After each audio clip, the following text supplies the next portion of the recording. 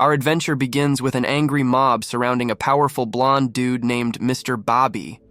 This guy is so confident he walks around with his coat open, showing off his sweet threads. When the mob rushes him, he instantly kills them all with his OP abilities. Mr. Bobby is on the hunt for some lost money, and when his lackey tells him they can't find it, the dude's head explodes right in his helmet. Yikes. Meanwhile, we see a messed up injured guy missing an arm and impaled with blades.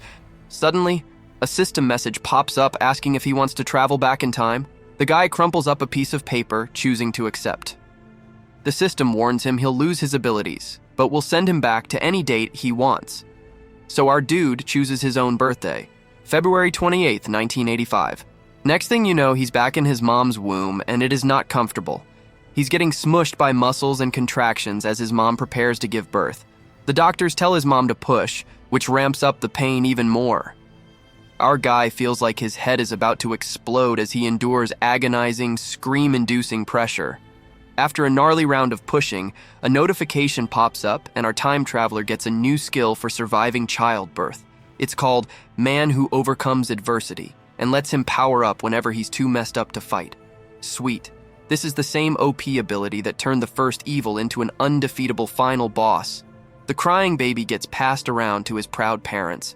Little do they know, their bundle of joy is actually a full-grown dude checking out his new skill. Our hero's first quest pops up, telling him to get as healthy as possible.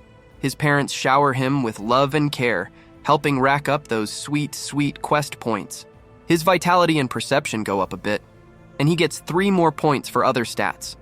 Thanks to his new OP skill, our guy realizes how the first evil got so jacked. Back in his previous life, there were 8 super powerful evils and 8 super powerful virtues. They were S-class big deals who monopolized all the good dungeons and loot. The normal awakened folks got tired of getting dunked on and tried to fight back, but they stood no chance against these crazy strong trainers. The strongest evil was that blonde dude, Mr. Bobby, who you'll remember from the beginning.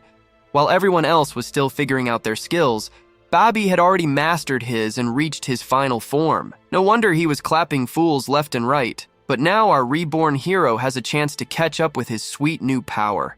So he musters all his infant strength to open his status window.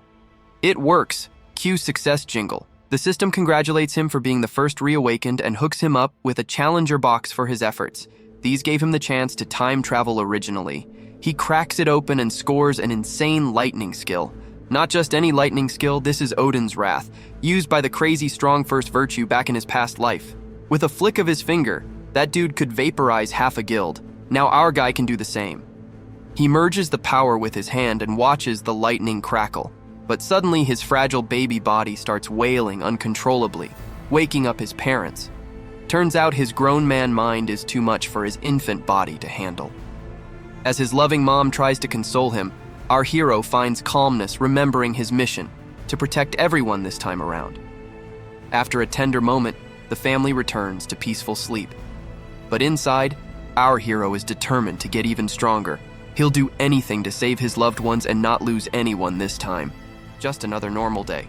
Until a woman's body falls from the sky out of nowhere. Blood splatters everywhere. Before our hero can even process it, a freaky bat monster lands behind him. Mayhem erupts as more creatures start chasing and devouring people. A public warning finally goes out about unidentified beasts attacking, but it's too late.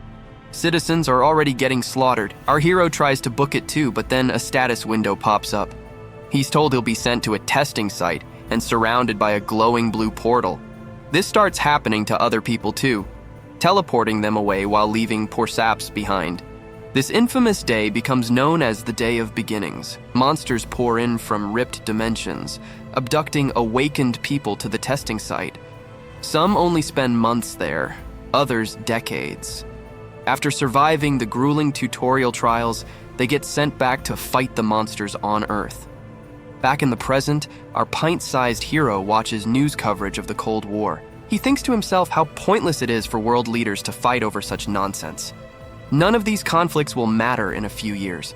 His parents pinch his chubby cheeks for looking so serious. Despite having an adult mind, our hero still enjoys these family moments. Things seem chill for now, but our hero knows tragedy strikes his family in the future. While his parents sleep, he tries sneaking away to train. But his baby body trips and he passes out instantly. Our dude wakes up and tries again. With his tiny feet, he manages 10 whole steps. Cue achievement jingle. The system congratulates him for walking so early.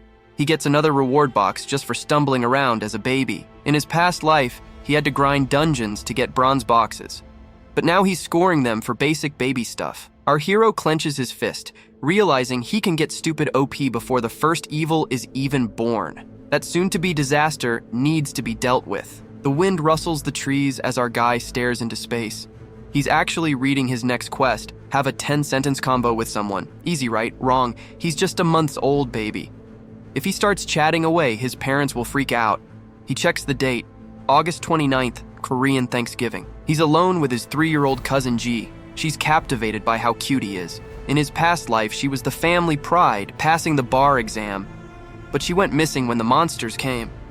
Our hero still blames himself for being too weak. Little baby Sunhoo gets squeezed tight by his cousin Jie, who keeps calling him adorable. Then shockingly, the months-old infant starts talking. Jie is stunned, but Sunhoo explains she can understand him. To the adults, the kids are just playing around. But Sunhoo is secretly completing his conversation quest thanks to Jie. He tells her to keep it a secret. Quest complete. For the first time ever, Sunhoo has finished all the beginner tutorials. With no quests left, the system asks if he wants to skip infancy and instantly become a child. Sunhoo contemplates. He'd love more time with his parents, but doesn't want to freak them out with his mature brain in a baby's body. He decides to skip the tutorial and let his body rapidly mature. In an instant, he transforms from infant to grown man. Sunhoo has just one goal: prep for the day of beginnings. Fast forward to 1977. We see a jacked Sunhoo effortlessly dodging a bat swing from a huge dude. After dodging the bat swing, swole Sunhoo counters with a nasty punch combo, knocking the beefy dude out cold. The crowd goes wild.